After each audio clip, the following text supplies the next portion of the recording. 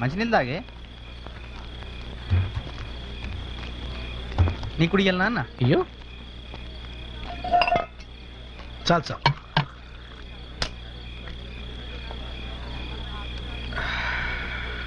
తరతరాలుగా యుగ యుగాలుగా ఎవరి ముందు చేయి చాపకుండా కలో గంజో అన్నమో అంబలో ఉన్నదాంతోనే కడుపు నింపుకొని ఎవరి మీద ఆధారపడకుండా బతికడి పల్లెటూరు ప్రజలు ఇవాళ రోజులు లెక్క పెడుతూ పూట గడపాల్సిన పరిస్థితి ఎందుకు వచ్చింది?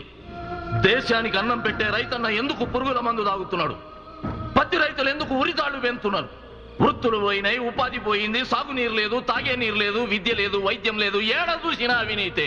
మన స్థలంలో మనం ఇల్లు కట్టుకోనికి లంచం, మన కులం సర్టిఫికేట్ మనకి ఇయ్యనికి లంచం, కరెంటు కనెక్షన్ కి లంచం, మంచినీటి కనెక్షన్ కి లంచం, పింఛన్ తీసుకోనికి లంచం, సర్కారు దవాఖానలా చేరాలన్నా లంచం, చివరికి కర్మగాలి వస్తే శవాన్ని తీసుకపోనికి కూడా లంచం. పేద ప్రజలు బతకనే వద్దా? స్వాతంత్రం వచ్చి 54 సంవత్సరాలు అయిందంట. మరి కోట్లాది మంది ప్రజలు కనీసం తిననీకి తిండి, కట్టుకోనికి బట్ట, ఉండనీకి ఇల్లు కూడా లేకుండా ఎందుకు ఇంత దారిద్రాన్ని అనుభవిస్తున్నారు?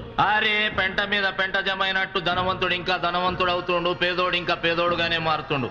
ఉన్నోడు పొద్దుగాల విమానంలో అటు పోయి సాయంత్రం విమానంలో ఇటు వాపసు వస్తుండు. మరి గరీబోనికి సత్యలోపు ఒక్కసారైనా విమానం ఎక్కడి యోగం లేదా? ఏం ఇండియన్ ఎయిర్లైన్స్ బలిసినోళ్ళు అయ్యా జాగిరా? ఇంకా కొన్ని కోట్ల మంది ప్రజలు కనీసం ఒక్కసారైనా రైలు కూడా ఎక్కలేదంటే జాతి సంపదని ఎవడు అనుభవిస్తున్నట్టు?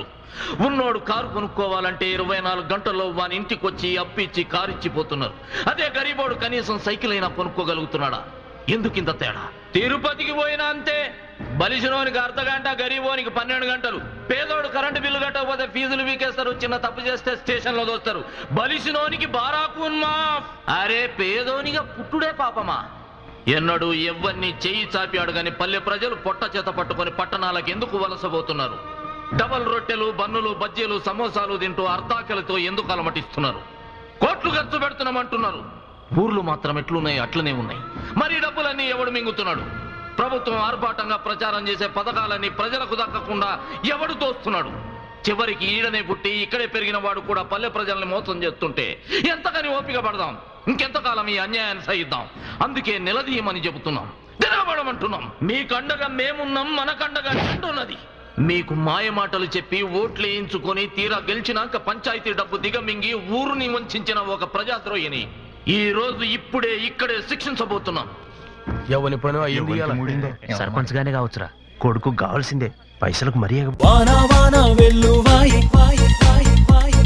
కొండా కోన తుళ్ళిపోయి